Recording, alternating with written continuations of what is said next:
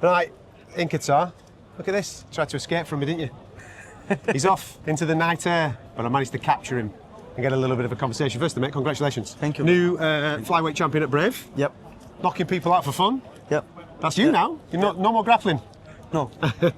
I'm banned from grappling, I think.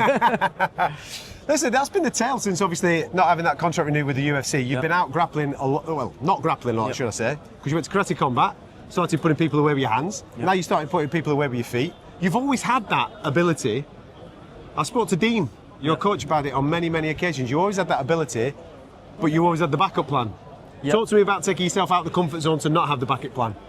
I think I went to karate combat because you cannot shoot for the takedowns, and it made me forced me mentally to do striking. And then once I got the finish, I started believing in my striking performances. I'm like, okay, now I'll go back to MMA and do less wrestling. And yeah. So we're in Qatar, obviously, because the UFC are in town, yeah? You're fresh off a fantastic victory. Yeah. Is your relationship, would you say your relationship now with the UFC is stronger than it was 2 years ago? Is it in a good place? Are you having positive conversations? I think it's much better. It's much better than it was, and I changed totally. Like even my lifestyle, everything, many things changed. I'm 25 now. I cannot blame and say I'm 21, young, stupid. Yeah. Now I'm old. I'm already grown up man, and I have to be responsible for my own things. Is what happened to you, has that caused that attitude? Or has obviously just growth in general, like you say, 25 years of age now, got a young family, all these things that you're taking care of outside of the octagon? Would you just say that it's just a natural growth, or is it a case of a realization that you were there, man? You were that far away from fighting for the world title. No. I think it's one of the points what happened with UFC, probably like 80% what changed me. Yeah. I think it was one of, but other things. I have 3 years old daughter now. I have family and things I do in my life. I cannot just like I said, I cannot blame. I'm 21 years old, 22. I'm stupid. Now everything what I do is fully mind control, and the lessons I learned, and the people were telling me like, do this, do that, and then when I did it, they all disappeared when I got in trouble. And now I just have my own team, small team, good circle, and I take advices, a lot of advices before I do something. Yeah, I've seen you speak to a lot of the guys that have been there and done it before you. A lot of the older fighters. I know that you referred to Mike as uncle and what have you. Taking that type of advice, it's important that, listen, like you say, you came into the UFC. Let's be dead straight about this. When you came into the UFC, you were two-time world IMF champion, undefeated, beating everybody, smashing everybody in other organisations. Come to UFC, started smashing everybody in the UFC. Yeah. You must have thought you were the Billy Big Time, man. You must have thought you were the main guy. Yeah. For a 21-year-old guy to be able to deal with all that, that's a very difficult thing to do. Now, I'm not making excuses for you, all right? But it is a difficult thing to do. Mm-hmm. And then when something does come along that takes all that away, then there's got to be a moment of realisation. There's got to be a moment where we go, oh, I agree. Take that responsibility to say, okay, right, I've got to change because that situation is not going to change. If that makes sense. Mm-hmm. I agree. I think I had a lot of pressure, and I never showed that pressure. Like walking out to the arena, people thought like I've never been nervous. I am nervous every fight. I'm nervous, and I just never showed that. And I took more serious stuff before. Like somebody like recently, I forgot his name. He called me out. He was 9-0.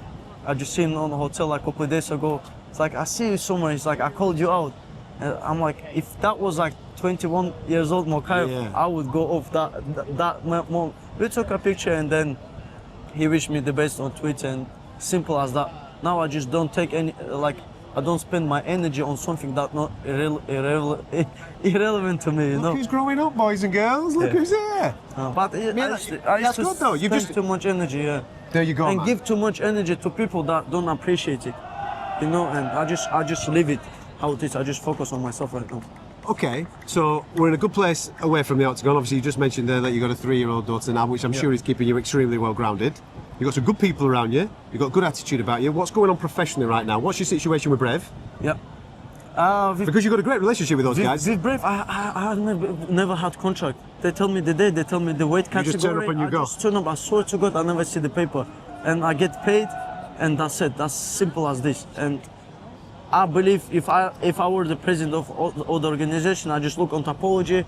Out of 39 fights between professional and amateurs, there's 0 pullouts and 0 missed weight. And zero loss. Tell them, maybe. They know. They know. I mean, like, I always show up. I always make weight. That's the most important for the matchmakers, I believe. No, absolutely. So what is the situation then? What is your short-term, long-term plan? Because listen, let's be dead straight about this. Every single person watching this wants you back in the UFC. We've got a situation in the flyweight division. We've got a world title coming up, obviously, with Pantoja and Arman. That'll be a good fight. But then after that, we don't know what the situation is going to be in that division. If Pantoja's successful again, opponents are needed, man. And I know that you're smiling, but for me it feels obvious that Mohamed Mokaev should be a person that is in that conversation. How do you then start to build that bridge between where it was burnt 2 years ago to where we can get to a place where they're happy and confident in saying, right, we're going to book you, let's rock and roll? I don't think the bridge is fully burned, because when I left, I've always been thankful to organization, what they have done to me, and I'm still be thankful. It's like they give me 7 fight opportunity, and then I left, and I just said I will be back soon. I changed myself. I never said bad things about the organization, even though it was hard time for me. Yeah, but that's maturity. Yeah, and I think I need to save the flyweight division and make the flyweight division great again. So, in your head, short term, how does this work? How does this work out? Do you believe that there will be a point in 2026 where we are looking at Mohamed Mokaev fighting on a UFC card once again? I think so. I believe. I really strongly believe I will be back in UFC 2026. And maybe not straight for the belt, it doesn't matter. I just want to fight everybody. So when I become champion, they said, okay, let's do a second run for the division again. So already there's 3 guys in top 10 for a bit, and there's 1 guy, Charles Johnson, ranked number 12. So 4 guys already in top 15. My opponents. So I just need another 11 guys. Activity-wise, then. When do you want to get it back out? When do you want to fight next? Anytime. I was ready to replace. For this weekend? To replace even bantamweight division. Seriously, you come in to Qatar on weight, ready to go, just in case someone fell off this weekend. I control the weight.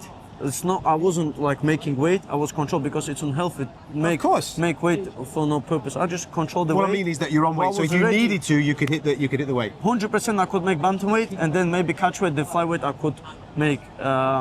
I mean, catchweight is good for like 1 day notice or something like this. Bantamweight, there's a Topuria versus Kazakh guy. I was ready to step in. I just fought 2 weeks ago. You see, Shamil Gaziev opponent, 48 hours notice. That's when you save the organization. That's when you build the respect. Mate, I'm loving it.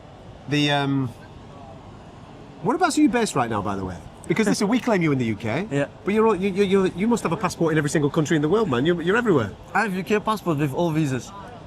All visas. Every visa for every country. Every visa. I just go to Dagestan. I was in Bahrain for 1.5 months. I came here for 1 week. I just, like, wherever I go, I have my training gear, my Gum shield, everything, and I'm just You're still working with Dean though, aren't you? Yes, Dean's still working with you? Dean was like for 3 weeks in Bahrain with us. He's gonna fight in France, December. Yeah, man. I go How good's he doing, by the way? He's amazing. He's the best guy who I met in my life.